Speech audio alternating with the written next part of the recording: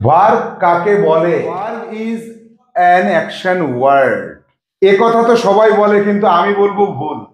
কেন? তাহলে ভার্ব কাকে বলে? আজকে আমাদের সেটাই জানতে হবে। জানতে হবে ভার্বের প্রকারভেদ এবং ভার্ব আমরা কিভাবে ব্যবহার করে ইংলিশে গড়গড় করে কথা বলতে পারি।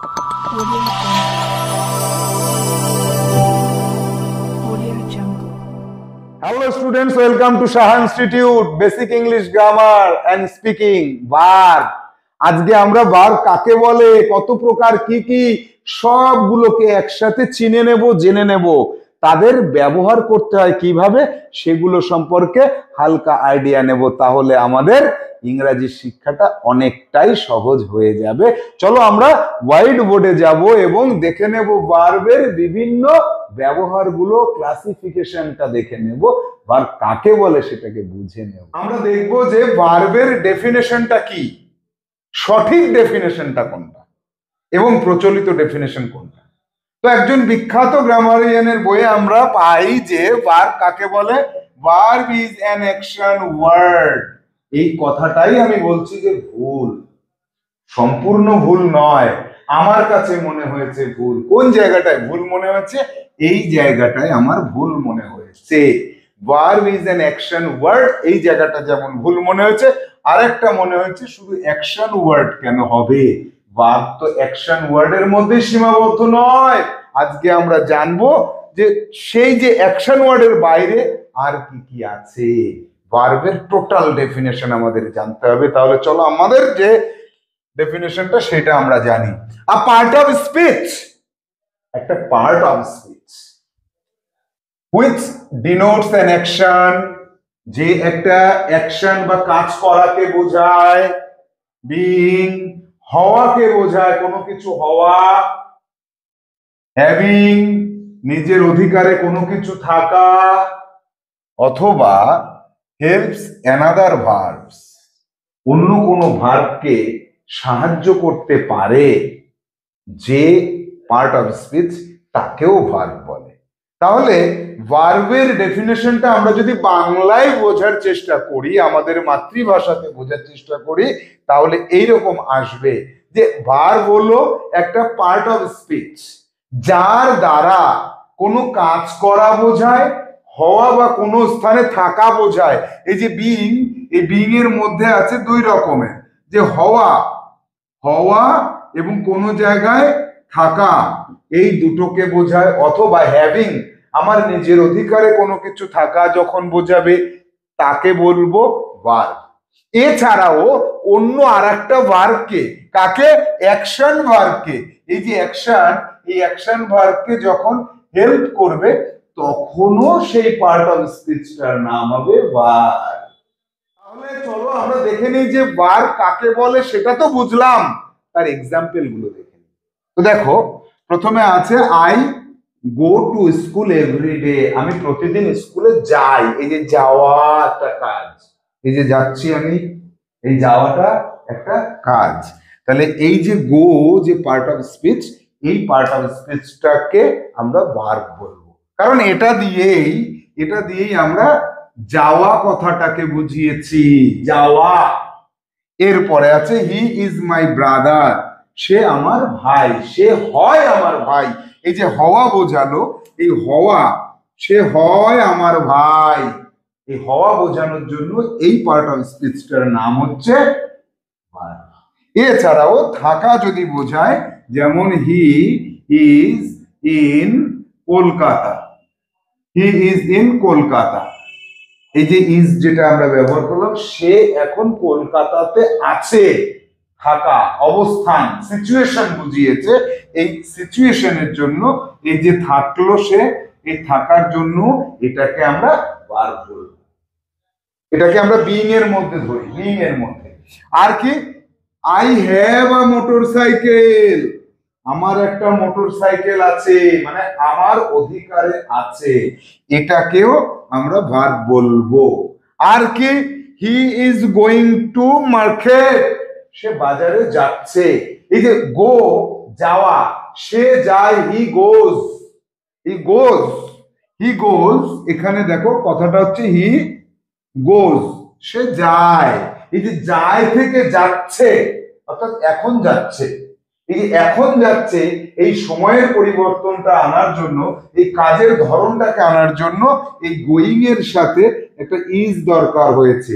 এটা তো অ্যাকশন, আমরা তো জানি এটা অ্যাকশন।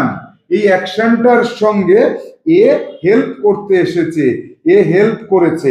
তাহলে একটা অ্যাকশন ভার্বকে হেল্প করলে সেই পার্ট অফ স্পিচটার নামও কি হয়? ভার্ব হয়। তাহলে ভার্বের যে এক্সাম্পল কটা আমরা দেখলাম, একটা দুটো তিনটে চারটে, এই চারটে এক্সাম্পল দেখার পর আমরা কিছুটা বুঝতে পারলাম যে ভার্ব কাকে বলে। এরপরে আমরা চলে যাব how many types of verbs are there, ভার্বের টাইপ গুলোতে আমরা চলে যাব। অফ ভার্ব, তাহলে ভার্বের ক্লাসিফিকেশনে যাব, অর্থাৎ how many types of verbs are there, verb কত প্রকারের আছে।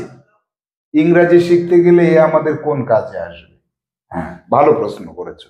ইংরেজি শিখতে গেলে আমাদের ভার্বের টাইপস গুলোকে যদি জেনে রাখা যায়, আমরা যদি রাখতে পারি, দেন কি হবে? কথা বলার সময় আমাদের ব্রেনে চট করে কথাগুলো চলে আসবে। সেজন্য আমাদের এই টাইপ গুলোকে জেনে রাখার প্রয়োজন আছে। না জেনে রাখলে কি কথা বলতে পারবো না? অবশ্যই পারবো, তবে সেই এনভায়রনমেন্ট তো আমাদের পশ্চিমবঙ্গে নেই, আসামে নেই, ত্রিপুরায় নেই। তো সেই এনভায়রনমেন্টে আমরা যদি থাকতাম তাহলে হয়তো এই ক্লাসিফিকেশনসটা আমাদের না দরকারও হতে পারতো, কিন্তু আমাদের দরকার আছে, জেনে নিতে হবে, তাহলে ইংরেজি শিক্ষাটা অনেক সহজ হবে। চলে আসো, মেইন ভার্ব এবং হেল্পিং ভার্ব। ভার্বকে প্রধানত দুটো ভাগে ভাগ করা যায়, একটা হচ্ছে মেইন ভার্ব আর একটা হচ্ছে হেল্পিং ভার্ব। ভার্বের যে ডেফিনেশন আমরা একটু আগে পেলাম, সেখান থেকেই আমরা ভার্বকে মোটামুটি দুটো ভাগে ভাগ করতে পারি।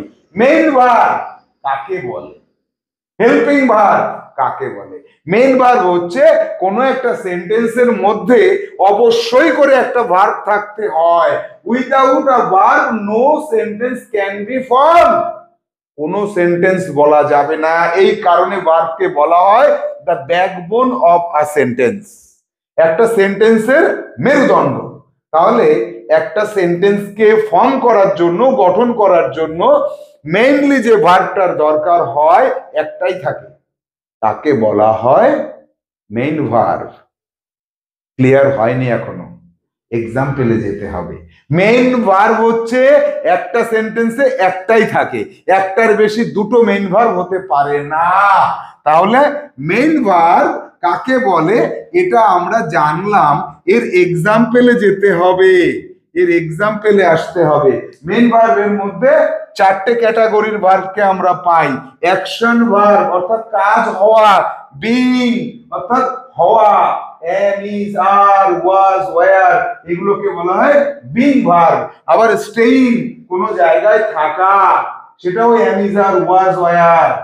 এই বি ভার্ব থেকে আমরা হওয়া, এটা হচ্ছে হওয়া, আর এটা হচ্ছে থাকা, স্টেইং। আর হ্যাভিং আমার অধিকারে, কারোর অধিকারে কিছু থাকা, সেটা হচ্ছে হ্যাভ, হ্যাভ হ্যাজ হ্যাড। এই যে তিনটে ফর্ম রয়েছে। আর এখানে অ্যাকশন ভার্বের পাঁচটা ফর্ম পাবো, শুধুমাত্র অ্যাকশন ভার্বেরই পাঁচটা ফর্ম পাওয়া যায় ইংরেজিতে। বাংলায় একটা ভার্বের অনেকগুলি ফর্ম পাওয়া যায়, যেমন যাওয়া, যাচ্ছি, যাচ্ছ, যাচ্ছে, যাচ্ছেন, যাচ্ছিস, গিয়েছিলাম, গিয়েছিল, গিয়েছিলেন, গিয়েছিলিস, যাবো, যাবে, যাবি, যেতে হবে, যাওয়ার কথা ছিল। এই যাওয়া কথাটাকে কত রকম ভাবে বলছি, কিন্তু ইংরেজিতে এই অ্যাকশন ভার্বের মাত্র পাঁচটা ফর্ম থাকে, V1 V2 V3 V4 V5। এই পাঁচটার বেশি ফর্ম কোনোদিনই তুমি খুঁজে পাবে না। মেইন ভার্বের মাত্র পাঁচটা ফর্ম থাকে, এবং সেই মেইন ভার্বের মধ্যে শুধুমাত্র অ্যাকশন ভার্বের এই পাঁচটা ফর্ম থাকে। আর অন্য যেগুলি রয়েছে এদের কিন্তু পাঁচটা করে ফর্ম পাবেই পাবে, এরকম কোনো নিশ্চয়তা নেই। তাহলে আমরা দেখে নেব যে একটা অ্যাকশন ভার্ব, একটু আগে এক্সাম্পলে আমি যেটা বলেছিলাম, গো যাওয়া, এইভাবে আমি যাচ্ছি, অ্যাকশন বোঝাচ্ছে। খাওয়া, এরকম করে খাচ্ছি, মুখে দিয়ে এরকম করে খাচ্ছি, অ্যাকশন বোঝাচ্ছে। তাহলে এই অ্যাকশন ভার্বের পাঁচটা করে ফর্ম থাকে। যেমন গো, এটা হচ্ছে যে নামে আমরা কোনো ভার্বকে চিনি, অ্যাকশন ভার্বকে চিনি, সেটা হচ্ছে তার V1 ফর্ম। গোর পরে ওয়েন্ট, ওয়েন্ট গিয়েছিলাম, গো যাওয়া, ওয়েন্ট গিয়েছিলাম। V3 গন, এটাকে বাংলায় বলা যায় না, গন, ঠিক আছে, এর বাংলা রূপ নেই, এটাকে অন্যান্য হেল্পিং ভার্বের সাথে যুক্ত করে তখন তার বাংলা ফর্মটা বলা যায়, একটু পরে জানবো। V4 গোজ, যায়, সে যায়, হি গোজ। আর কি, going, going, he is going to market, I am going to market. এই যে গোয়িং, এই পাঁচটা ফর্মের বাইরে অ্যাকশন ভার্বের আর কোনো ফর্ম নেই। তাহলে বাংলায় যে 30, 40, 50টা টাইপের আমরা কথা বলবো, কিভাবে বলবো? এই কারণেই আজকে আমরা ক্লাসিফিকেশন বা টাইপস অফ ভার্বস এর আলোচনায় রয়েছি। এইটা ভালো করে যদি বুঝতে পারো, সারা জীবন ইংলিশে কথা বলতে গিয়ে আর কোনো প্রবলেম হবে না। তাহলে আমরা দেখলাম যে মেইন ভার্ব, তার মধ্যে 4টে পার্ট, তার মধ্যে একটা হচ্ছে অ্যাকশন ভার্ব, অর্থাৎ সরাসরি কাজ করা বোঝায়। যে ভুলটা আমরা সারা জীবন ধরে করে যাই, verb is an action word, এর বাইরে আরো অনেক কিছু আছে, ভার্ব কাকে বলে সেই জায়গাতে। তাহলে দেখো, অ্যাকশনে V1 V2 V3 V4 V5, এটা হচ্ছে মেইন ভার্ব। যদি কোনো কথার মধ্যে অ্যাকশন ভার্ব থাকে তাহলে সেটাই মেইন ভার্ব, যদি অ্যাকশন ভার্ব না থাকে তাহলে বাকি এই তিনটে এরা তখন মেইন ভার্ব হয়। যেমন বিং, হওয়া, হওয়াকে কি বলবো?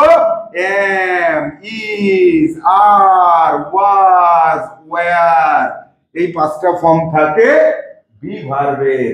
অথবা কখনো কখনো বি কে সরাসরি ইউজ করা হয়। আর স্টেইং, থাকা, তাদের ক্ষেত্রে ঠিক এই একই রকম, am, is, are, was, were অথবা বি, এই কটা 6টা ফর্ম। এরপরে আসবো স্টেইং, হ্যাভ, হ্যাজ, হ্যাড, এই 3টে ফর্ম থাকে। তাহলে এই যে কটা ফর্মকে আমরা এখানে পেয়েছি, এ কটাকে মেইন ভার্ব বলা হয়, একটাই থাকে সেন্টেন্সের মধ্যে। এই যে V1 V2 V3 V4 V5, এরা সারা জীবনই মেইন ভার্ব হয়, এরা সারা জীবন মেইন ভার্ব হয়, এরা কখনো অন্য কোনো ভার্ব হতে পারে না, অর্থাৎ হেল্পিং ভার্ব এরা হতে পারে না। কিন্তু বাকি যেগুলোকে পেলাম এরা হেল্পিং ভার্বও হতে পারে। আর এই কারণেই ইংরেজি বুঝতে আমাদের এত অসুবিধা হয় যে এটা যদি মেইন ভার্ব হয় তাহলে এটা কেন হেল্পিং ভার্ব? একটা শর্ত রয়েছে। কি শর্ত? শর্তটাকে জানতে হবে। শর্ত, শর্তটা কি? শর্তটা হচ্ছে, যদি কোনো সেন্টেন্সের মধ্যে অ্যাকশন ভার্ব একবার থাকে, তারপরেও এরা যদি থাকে, এরা তাহলে একে হেল্প করে, তখন এদের ক্যাটাগরি এই জায়গায় চলে আসে। আর যখন এরা এইটাকে নির্দেশ করে, এই যে am, is, are, was, were, be আর হ্যাভ, হ্যাজ, হ্যাড, এরা যখন হওয়া বোঝায়, থাকা বোঝায়, অধিকারে কোনো কিছু আছে বোঝায়, তখন কিন্তু এরা মেইন ভার্ব হয়। এদের কিন্তু অক্সিলারি ভার্ব তখন আমরা বলতে পারবো না। যেমন হি গোজ টু মার্কেট, এখানে গোজ হচ্ছে মেইন ভার্ব।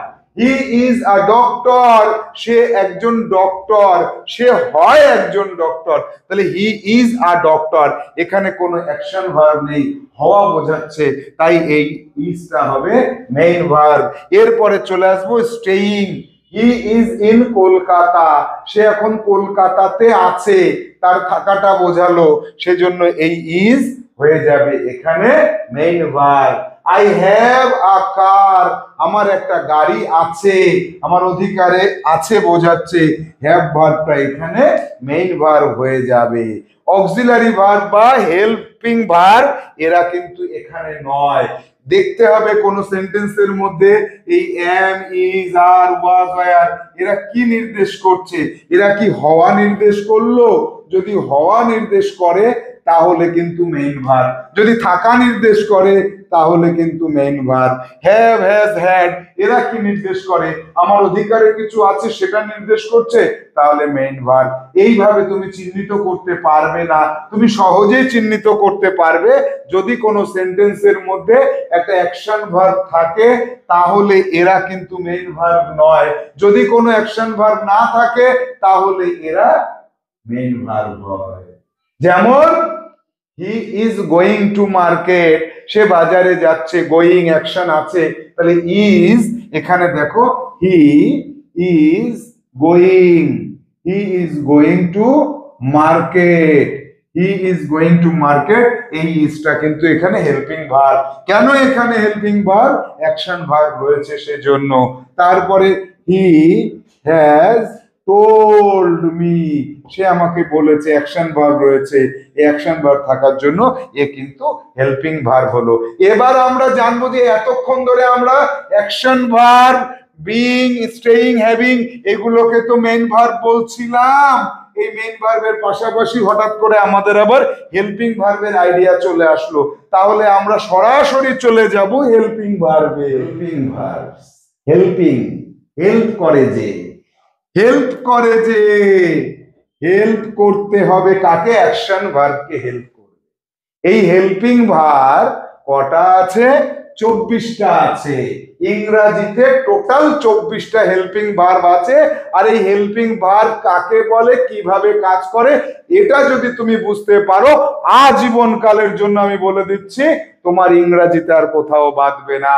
যত ধরনের ইংরাজি কথা আছে, কমিউনিকেশন রয়েছে, 80% কভার করে দেবে যদি তুমি এই 24টা হেল্পিং ভার্বকে ঠিক ঠিক জায়গায় ব্যবহার করতে পারো। তো আজকেই কি আমরা সব শিখে নেব? না, আজকে আমরা এদেরকে চিনবো। এর পরবর্তীতে এই যে হেল্পিং ভার্ব রয়েছে এদের ব্যবহারের উপরে একটা পূর্ণ ক্লাস আমরা করব। হেল্পিং ভার্বের সব ধরনের ব্যবহারকে আমরা বুঝে নেওয়ার চেষ্টা করব। Then English will be very easy to us, English আমাদের কাছে খুব সহজ একটা ল্যাঙ্গুয়েজ হয়ে যাবে। ওয়ার্ল্ডের মধ্যে ইজিয়েস্ট ল্যাঙ্গুয়েজ এটা। চলে আসো, 24টা যে হেল্পিং ভার্ব রয়েছে এদের কেন হেল্পিং ভার্ব বলে? যে ভার্ব মেইন ভার্বকে অথবা অ্যাকশন ভার্বকে সাহায্য করে তাকে বলা হয় হেল্পিং ভার্ব। তাহলে সাহায্য করছে যারা, তারা হেল্পিং ভার্ব। এরা 24টা আছে সংখ্যায়। নাম্বার 1-এ আছে primary, primary, primary helping verb, primary helping verb. 2 নম্বরে আছে modal, modal helping verb, modal helping verb. 3 নম্বরে আছে semi modal, semi modal helping verb. এই 3টে টাইপ রয়েছে। প্রাইমারি হেল্পিং ভার্বের মধ্যে কটা আছে? 11টা আছে। এখানে আছে 11টা। কি কি? একটু আগে আমরা জেনেছিলাম এম, ইজ, আর, তারপরে আছে ওয়াজ, ওয়্যার, 5টা গেল। তারপরে হবে হ্যাভ, হ্যাজ, হ্যাড, 3টে গেল। 5 আর 3 8টা। ডু, ডাজ, ডিড, 11টা প্রাইমারি হেল্পিং ভার্ব বা অক্সিলারি ভার্ব। এদের আরেকটা নাম আছে অক্সিলারি, অক্সিলারি ভার্ব। তাহলে প্রাইমারি গেল 11টা। মনে রাখবে, নোট করবে। মোডাল আছে 10টা। কি কি সেই 10টা? 10টা হচ্ছে শ্যাল, শুড, তারপরে আছে will, would, can, could, may, might, ought to, O U G H T, O U G H T, ought to, আর আছে M U S T, must. 10টা গেল মোডাল অক্সিলারি ভার্ব। আরো সেমি মোডাল রয়েছে 3টে, তাদেরকে বলা হয় NWD, need to, used, use to, একসাথে বলতে হবে ইউজড আর টু, আর হচ্ছে ডেয়ার, ডেয়ার টু, এই 3টে। তাহলে হেল্পিং ভার্ব কাকে বলে? যে ভার্ব একটা অ্যাকশন ভার্বকে হেল্প করে বাক্যটাকে ঠিক ঠিক ভাবে রিপ্রেজেন্ট করার জন্য, সেই ভার্বকে বলা হয় হেল্পিং ভার্ব। হেল্পিং ভার্বের সংখ্যা আছে কটা? 24টা। কি কি? প্রাইমারি আছে am, is, are, was, were, have, has, had, do, does, did, shall, should, will, would, can, could, may, might, ought to, must, used to, dare to, need to, 24টা auxiliary verb হয়ে গেল বা helping verb হয়ে গেল। এবার আমরা একটু শর্টে জেনে নেব এই হেল্পিং ভার্ব গুলোকে ব্যবহার কিভাবে করতে হয়, কিন্তু বিস্তারিত যাব না আজকে। যেমন অ্যামিজারের মধ্যে he is going to market, is ব্যবহার করেছি। সাবজেক্ট চেঞ্জ করো, I am going to market, we are going to market. আর ওয়াজ ওয়ারে কি হবে, আমি বাজারে যাচ্ছিলাম, I was going to market, they were going to market. এবার চলে আসবো হ্যাভ হ্যাজ হ্যাড এ, he has gone to market, সে বাজারে গিয়েছে, they have gone to market, আর তারা বাজারে গিয়েছিল, he had gone to market. Do did does, এটা প্রশ্ন করার জন্য এই হেল্পিং ভার্বটা লাগে। Do you go, does he go, did you go. এই যে হেল্পিং ভার্ব গুলোকে ব্যবহার করলাম, এইগুলোকে কি করে ব্যবহার করব, shall, should, will, would, can, could, shall. এই হেল্পিং ভার্ব গুলোর নিজস্ব কোনো অর্থ থাকে না, এদের কারো কারো অর্থ থাকে। যেমন শ্যালের অর্থ নেই, উইলের অর্থ নেই, ভবিষ্যৎকে বোঝানোর জন্য I shall go, I will go, আমি যাব, ভবিষ্যৎ বোঝানোর জন্য। শুড উচিত, আই শুড গো, আমার যাওয়া উচিত। তারপরে উড যেতাম, তাম বোঝানোর জন্য আই উড গো। তারপরে ক্যান পারা, ক্যানের অর্থ আছে পারা, আই ক্যান গো, আমি যেতে পারি, আই কুড গো, আমি যেতে পারতাম, আই মে গো, আমি হয়তো যাব, মেয়ের একটা অর্থ আছে হয়তো, মাইটের অর্থ আছে হয়তো, আই মাইট গো, আমি হয়তো গিয়েছিলাম, মনে নেই আমি গিয়েছিলাম কিনা। অট টু উচিত, আই অট টু গো, আমার যাওয়া উচিত। মাস্ট অবশ্যই, এরও একটা নিজস্ব অর্থ রয়েছে অবশ্যই, আই মাস্ট গো দেয়ার, আমি অবশ্যই সেখানে যাব।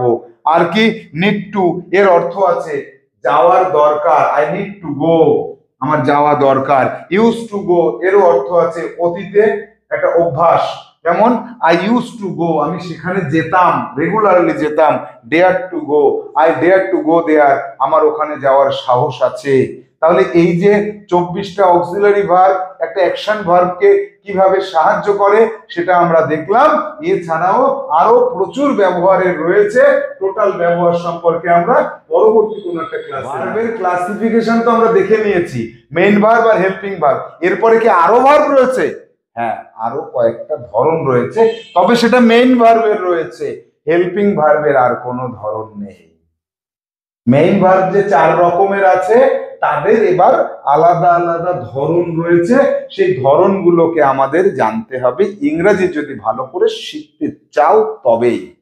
দেখো কি আছে, অ্যাক্টিভ, ইনঅ্যাক্টিভ, যে ভার্বগুলো কোনো কাজ করাকে বোঝায়, অ্যাক্টিভ থাকে, তাদের অ্যাক্টিভ বলে।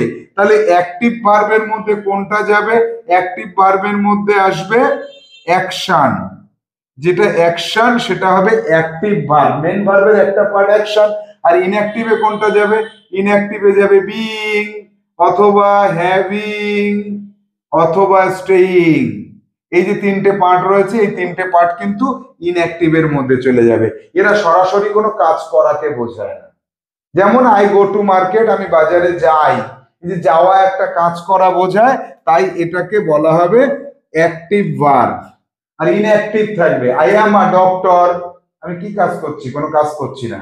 আই অ্যাম ইন লন্ডন, আমি লন্ডনে আছি, কোনো কাজ করছি না। অথবা আই হ্যাভ আ ক্যাট, আমার একটা ক্যাট আছে, এখানেও কোনো কাজ করছি না। তাহলে অ্যাক্টিভ ভার্ব হচ্ছে অ্যাকশন ভার্ব, আর বাকি যে 3 রকমের মেইন ভার্ব রয়েছে তারা হচ্ছে ইনঅ্যাক্টিভ ভার্ব। বোঝা গেল? এবার আসবো পরবর্তী পার্টে। মেইন ভার্বের আরো একটা পার্ট রয়েছে finite verb, non finite verb. যে ভার্বটা বাক্যকে ফিনিশ করে দিতে পারে তাকে বলা হয় ফাইনাইট ভার্ব, বাক্যকে শেষ করে দেবে। যেন আই গো টু মার্কেট, আমি বাজারে যাই, এই কথাটা শোনার পরে তুমি কি বলবে যে আই গো টু মার্কেট তারপরে? এরকম তো থাকবে না।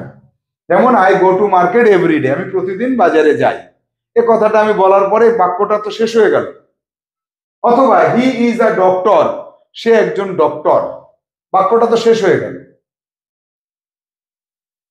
আই হ্যাভ আ ক্যাট, আমার একটা বিড়াল আছে, বাক্যটা তো শেষ হয়ে গেল। হি ইজ ইন লন্ডন নাও, সে এখন লন্ডনে আছে, বাক্যটা তো শেষ হয়ে গেল। তাহলে এই যে অ্যাকশন বলো বা এই 3টে বলো, এই টোটাল যে 4 রকমের মেইন ভার্ব রয়েছে, এই যে মেইন ভার্ব এই মেইন ভার্বস যে 4 রকমের রয়েছে, 4 টাইপস এর রয়েছে, এরা সবাই কিন্তু ফাইনাইট ভার্ব। এরা সবাইকে বাক্যকে শেষ করে দেয়।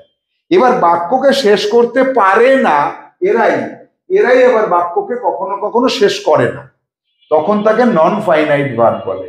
যেমন এক্সাম্পল কি, অ্যাক্টিভ বলো, ইনঅ্যাক্টিভ বলো, সবাই এই অ্যাক্টিভ বলো অথবা ইনঅ্যাক্টিভ বলো, এরা সবাই কিন্তু নন ফাইনাইট হতে পারে, নন ফাইনাইট হতে পারে, অথবা ফাইনাইট তো এরা এমনি ফাইনাইট ভার্ব। এরা নন ফাইনাইট কখন হয়, যেমন ধরো গো দিয়ে কথা বলছিলাম, তাহলে এবার আমি বলি going to market, I will buy a shirt. Going to market I will buy a shirt, বাজারে গিয়ে আমি একটা শার্ট কিনবো। এইখানের গোয়িং মানে হচ্ছে যাওয়া না, গিয়ে। এবার দেখো, লক্ষ্য করো এটাকে নন ফাইনাইট কেন বলছি। বাজারে গিয়ে, বুঝতে পেরেছো কি বললাম? বোঝনি। বাজারে গিয়ে কি, গোয়িং টু মার্কেট কি, থেমে গেলে কোনো অর্থ সম্পূর্ণ হলো? বাক্যটা সম্পূর্ণ হয়নি। বাজারে গিয়ে কিছু একটা তো করতে হবে। I will buy a shirt, এই যে বাই কথাটা বলেছি, এইটা কিন্তু ফাইনাইট ভার্ব, এইটা ফাইনাইট ভার্ব হলো। বাজারে গিয়ে কিছু বলো, I will buy a shirt, আমি একটা শার্ট কিনবো, এইটা হচ্ছে বাক্যকে শেষ করলো, এটা ফাইনাইট ভার্ব। এবার বি হতে পারে, যেমন ধরো being a doctor I will serve the poor people. By being a doctor, একজন ডাক্তার হয়ে আমি ওষুধ দিই, একজন ডাক্তার হয়ে আমি হসপিটালে যাচ্ছি, কি একজন ডাক্তার হয়ে আমি সার্ভ করবো, I will serve the poor people. এই যে সার্ভ করবো, এটাতে বাক্য শেষ হলো, এটা ফাইনাইট হলো। কিন্তু এই যে এই বিইংটা কিন্তু ফাইনাইট হলো না, বাক্যকে শেষ করতে পারেনি। একজন ডাক্তার হয়ে, এই বিইংটা এখানে নন ফাইনাইট হলো। তাহলে এরা যে 4 রকমের আছে, এরা মেইন ভার্ব, এরা ফাইনাইট হতে পারে, নন ফাইনাইট হতে পারে। এবার যখন নন ফাইনাইট হচ্ছে, তখন কিন্তু সে মেইন ভার্ব হিসেবে তখন আর কাজ করছে না, হেল্পিং ভার্ব হয়েও কাজ করছে না। এই একটা মজাদার জিনিস, না মেইন ভার্ব না হেল্পিং ভার্ব, এরা নন ফাইনাইট ভার্ব বলেই একটা আলাদা ভার্ব হিসেবে কাজ করছে। এবার আসবো যে ট্রানজিটিভ ভার্ব আর ইনট্রানজিটিভ ভার্ব, দুটো টাইপের ভার্ব রয়েছে, এরা কিন্তু মেইন ভার্ব। এই ট্রানজিটিভ ইনট্রানজিটিভ এরা সর্বদাই মেইন ভার্বই থাকে, এরকম নন ফাইনাইটের মতো আবার একটা আলাদা ক্যাটাগরি নয়। ট্রানজিটিভ ভার্ব কাকে বলে? বাক্যের মধ্যে অবজেক্ট যদি থাকে, সেই অবজেক্টকে নিতে পারে যে, সেই ভার্বটার নাম হচ্ছে ট্রানজিটিভ ভার্ব। আর যে অবজেক্টকে নিতে পারে না, তাকে বলা হয় ইনট্রানজিটিভ ভার্ব। এক্ষেত্রে এই ট্রানজিটিভ আর ইনট্রানজিটিভ এরা কিন্তু অ্যাকশন ভার্বই হয়ে থাকে, তাহলে এই যে মেইন ভার্বের মধ্যে যেটা অ্যাকশন ভার্ব, এই অ্যাকশন অর্থাৎ কাজ আছে, যার যে কাজ করে যে, সেটা অ্যাকশন ভার্ব। এদের মধ্যে দুটো ক্যাটাগরি, অবজেক্টকে নিতে পারছে কি পারছে না। কিভাবে? আমরা একটা এক্সাম্পল দ্বারা সেটাকে বুঝবো। যেমন হি টেকস টি, আর একটা হচ্ছে he goes to market, he takes tea, he goes to market. এবার দেখো, এই যে টেক এই ভার্বটা আর গো এই ভার্বটা, দুটো ভার্বই কিন্তু অ্যাকশন ভার্ব। এবার টেক ভার্ব মানে হচ্ছে চাটা খাচ্ছে, কাজ করছে, গো মানে রাস্তা দিয়ে হেঁটে চলে যাচ্ছে, কাজ করছে, দুটোই অ্যাকশন ভার্ব। এই অ্যাকশন ভার্বকে প্রশ্ন করো, কি কাকে কে, এটা দিয়ে প্রশ্ন করো। সে কি খাচ্ছে, উত্তর যদি পাও সে চা খাচ্ছে, তাহলে এই যে অবজেক্ট যা খাচ্ছে, কি দিয়ে প্রশ্ন করলে যে উত্তর পাও তাকে বলা হয় অবজেক্ট। এই টেক ভার্বটা কি অবজেক্ট নিতে পারলো? পেরেছে, তাই একে বলবো ট্রানজিটিভ ভার্ব। তাহলে এই যে টেক, এই টেক যেটা আছে, টেক, এটা হচ্ছে একটা ট্রানজিটিভ ভার্ব। এবার হি গোস টু মার্কেট, সে বাজারে যায়। সে কি যায়? উত্তর নেই। সে কাকে যায়? উত্তর নেই। অর্থাৎ এই যে মার্কেট যেটা, এটা কিন্তু অবজেক্ট নয়। অবজেক্ট না থাকার জন্য এর কোনো অবজেক্ট নেই, এর অবজেক্ট নাই, না থাকার জন্য একে আমরা ইনট্রানজিটিভ ভার্ব বলে থাকি। তাহলে অবজেক্টকে নিতে পারা আর না নিতে পারা। কেন বললাম এই ট্রানজিটিভ ইনট্রানজিটিভ এর কথা? কারণ আমরা যে কথা বলি সারা জীবন ধরে, তার দুটো মেইন পার্ট রয়েছে। একটা হচ্ছে অ্যাক্টিভ কথা আর একটা হচ্ছে প্যাসিভ কথা। এই প্যাসিভ কথা বলার সময় এই ট্রানজিটিভ ভার্বকে আমাদের চিনে রাখার দরকার আছে। যদি ভার্বটা ট্রানজিটিভ হয় তাহলে সেই ভার্বের কথাগুলোকে প্যাসিভেও বলা যায়, ঘুরিয়েও বলা যায়। আর যদি ইনট্রানজিটিভ হয় তাহলে সেই কথাগুলোকে প্যাসিভ ভাবে বলা যায় না, অ্যাক্টিভ ভাবেই সারা জীবন বলতে হয়। কিছু বোঝা গেল না? পরবর্তীতে যত ক্লাস এগোতে থাকবে বুঝতে পারবে।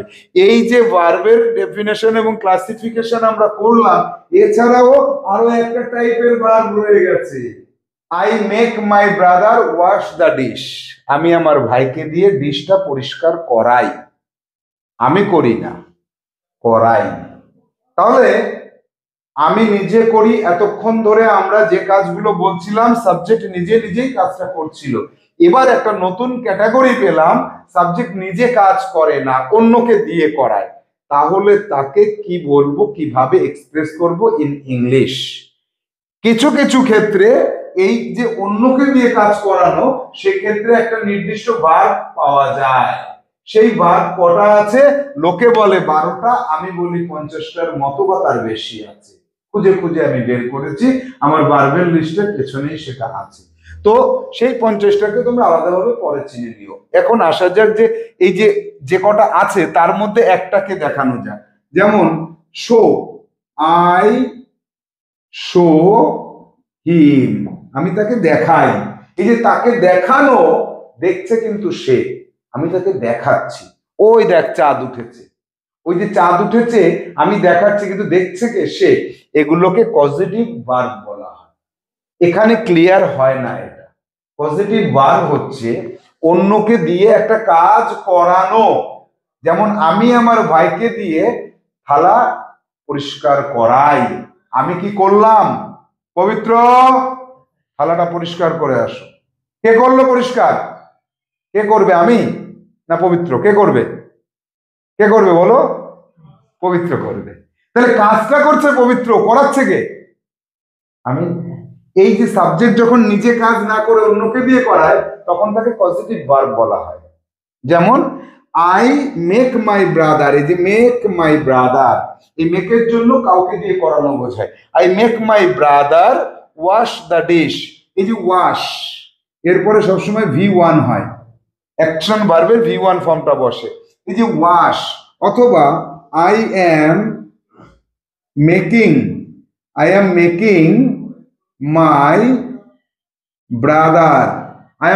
মাই ব্রাদার, আবার সেই ওয়াশ দ্য ডিশ, আমি আমার ভাইকে দিয়ে, এই যে এম মেকিং, ভাইকে দিয়ে পরিষ্কার করাচ্ছি।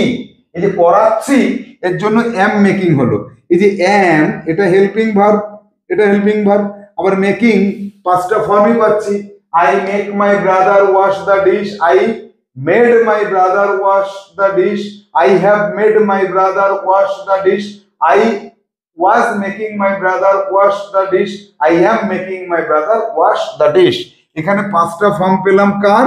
মেকের। এই মেকের 5টা ফর্ম পেলাম। তাহলে 5টা ফর্ম কার পাওয়া যায়? অ্যাকশন ভার্বের। একে তো আমরা মেইন ভার্বই বলি, অ্যাকশন ভার্বকে আমরা মেইন ভার্ব বলি। তাহলে এক্ষেত্রে এটা মেইন ভার্ব এখানে, কিন্তু না, এই সেন্টেন্সের ক্ষেত্রে মেইন ভার্বের মতো এটা হলেও এটা শুধুমাত্র একটা অ্যাকশন ভার্ব। এক্ষেত্রে মেইন ভার্ব হচ্ছে ওয়াশ, পরিষ্কার করা, এটা ফাইনাইট ভার্ব, এটাই মেইন ভার্ব। আর এই যে মেকের 5টা ফর্ম পাচ্ছি, মেক, মেড, মেকিং আর মেক্স, এই যে 5টা ফর্ম পাচ্ছি, তাহলে এরা অ্যাকশন ভার্বের মতো। কিন্তু এই বিশেষ ক্ষেত্রটাতে এই বিশেষ ক্ষেত্রটাকে, এদেরকে আমরা অ্যাকশন ভার্বও বলবো না, এদেরকে আমরা মেইন ভার্বও বলবো না, এদেরকে যা বলবো এই যে মেক, এই মেককে আমরা যেটা বলবো সেটা হচ্ছে পজিটিভ ভার্ব। পজিটিভ, অন্যকে দিয়ে কাজ করানো। এরকম কতগুলো আছে, মেক আছে, হ্যাভ আছে, আর গেট আছে, এই তিনটে আছে, এই তিনটে পজিটিভ ভার্ব আছে। এছাড়া আরো যে 50টা ভার্ব রয়েছে সে তাদের ক্ষেত্রে এগুলোকে ব্যবহার করার দরকার হয় না। তাদের ক্ষেত্রে কি হয়, সরাসরি আই টিচ হিম, আমি তাকে পড়াই, পড়ে কে, সে। আই ফিড হিম, আমি তাকে খাওয়াই, আমি তাকে ভাত মাখিয়ে দিয়ে খাইয়ে দিই, খায় তাকে, সে নিজে খায়। তাহলে যে টিচ, ফিড, শো, এই ধরনের ভার্বগুলো নিজেরাই পজিটিভ ফর্মে থাকে, খানিকটা অন্যকে দিয়ে কাজ করায়। আর এক্ষেত্রে কি হয়, যেসব ভার্বগুলো ওরকম পজিটিভ ফর্ম নেই তাদের ক্ষেত্রে এই মেক ভার্বটা, গেট ভার্বটা, হ্যাভ ভার্বটা, এই তিনটে দিয়ে এইরকম পরিবর্তন করতে হয় এবং এই তিনটেকে বলা হয় পজিটিভ ভার্ব। আর মেইন ভার্ব যেটা থাকে সে হচ্ছে অরিজিনাল কাজটাকে বোঝায়, ওয়াশ, পরিষ্কার করা, এই কাজটা বোঝায় এই মেইন ভার্বটা, আর এটাকে পজিটিভ ভার্ব বলা হয়। তাহলে আজকে আমরা ভার্ব কাকে বলে তার সঠিক ডেফিনেশনটা জানতে পারলাম। এতদিন ধরে আমরা যে ডেফিনেশনটা জেনেছিলাম, এই ডেফিনেশন পৃথিবীর কোন জায়গায় গেলে ঠিক হবে আমি জানি না, আমার ক্ষেত্রে অন্য কথা বলতে হবে, আরো 5টা টোটাল কাজ রয়েছে সেটা বলতে হবে। অ্যাকশন তো থাকতেই হবে, বিং হতে হবে, স্টেইং হতে হবে, হ্যাভিং হতে হবে, অ্যানাদার ভার্বকে হেল্প করতে হবে। এই 5টা বৈশিষ্ট্যের জন্য যে পার্ট অফ স্পিচকে আমরা ব্যবহার করি তার নামই ভার্ব।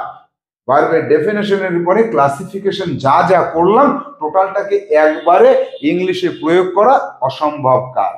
জাস্ট আমরা আজকের পরিচয়টা পেলাম, এর পরবর্তীতে একটা একটা করে ভার্বকে আমরা ব্যবহার করতে শিখবো। কোথায়, সেক্ষেত্রে সব থেকে ভাইটাল যেটা সেটা হচ্ছে হেল্পিং ভার্ব। হেল্পিং ভার্ব, এই জায়গাটা হেল্পিং ভার্বের ব্যবহার, হেল্পিং ভার্বকে কত রকম ভাবে ব্যবহার করা যায় এটাই হচ্ছে 80% ইংলিশ শিখিয়ে দেবে আমাদের।